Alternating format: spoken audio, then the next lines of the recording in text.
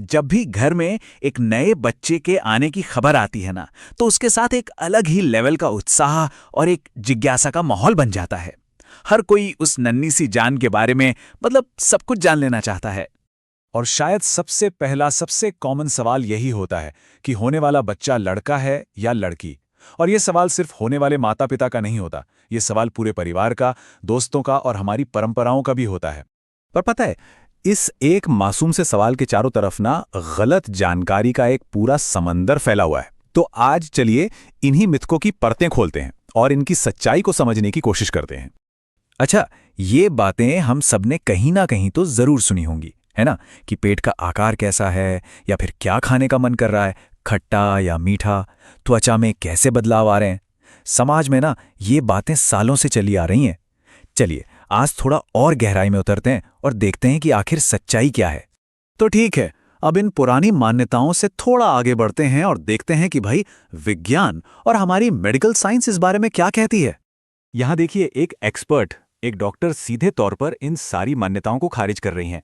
उनका साफ साफ कहना है कि ये जो शारीरिक संकेत हैं, ये बच्चे का लिंग बताने के लिए बिल्कुल भी भरोसेमंद नहीं है। असल में होता ये है कि हर प्रेगनेंसी अपने आप में बिल्कुल अलग होती है, यूनिक होती है। क्रेविंग्स होना, त्वचा में बदलाव आना या एनर्जी लेवल ऊपर नीचे होना, ये सब बच्चे के जेंडर की वजह से नहीं, बल्कि शरीर में हो रहे हार्मोनल बदलावों की वजह से होता है। अब ये एक बहुत ही वाजिब सवाल है ना, कि भाई जब हमारे पास मॉडर्न टेक्नोलॉजी है तो हम उस पर पूरा भरोसा क्यों ना करें। लेकिन क्या ये तकनीक वाकई में 100% सही है? देखिए, अगर हम भ्रूण के विकास को समझें तो पता चलता है कि शुरुआती हफ्तों में लिंग का पता लगाना क्यों इतना मुश्किल है।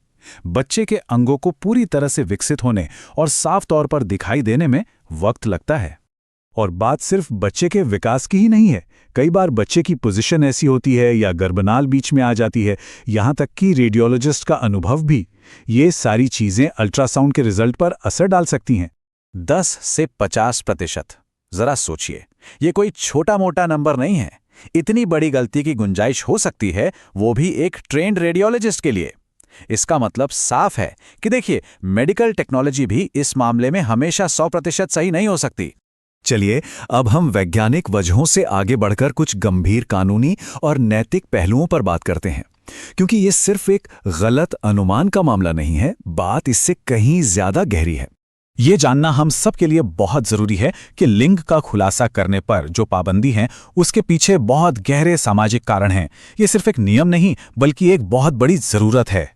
भारत में इस मुद्दे से निपटने के लिए एक बहुत ही सख्त कानून है, जिसे पीसी-पीएनडीटी एक्ट के नाम से जाना जाता है। ये कानून किसी भी तकनीक के जरिए बच्चे के लिंग का पता लगाने या चयन करने पर पूरी तरह से रोक लगाता है।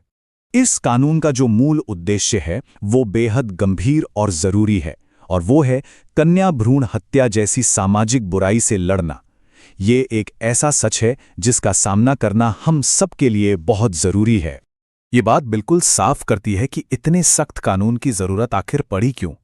समाज का ये जो दबाव है ना, वही कई बार लोगों को लिंग जानने और उसके आधार पर गलत कदम उठाने के लिए मजबूर कर देता है।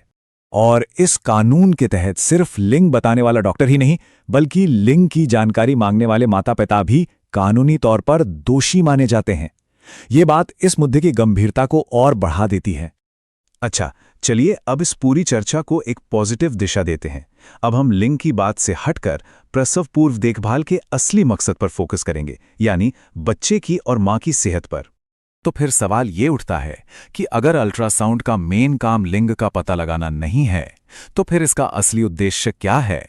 डॉक्टर असल में क्या जांच रहे होते हैं? ये टेक्नोलॉजी असल में एक जीवन बचाने वाली तकनीक कैसे है?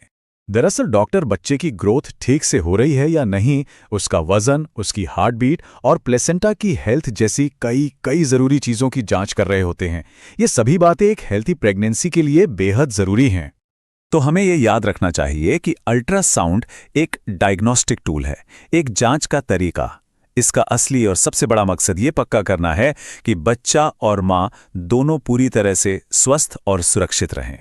और अब इस आखिरी हिस्से में हम एक नए और ज्यादा हेल्दी नजरिए के साथ होने वाले माता पिता को हिम्मत और सही जानकारी देने पर ध्यान केंद्रित करेंगे। लिंग तय होने का जो विज्ञान है ना, वो बहुत ही सरल है। बच्चे का लिंग पिता से आने वाले क्रोमोसोम से तय होता है। सिर्फ ये एक छोटी सी जानकारी अक्सर माताओं पर डाले जाने वाले गलत दोष और दबाव को कम कर सकती है। ये एक बहुत ही गहरी और प्रेरणा देने वाली बात है।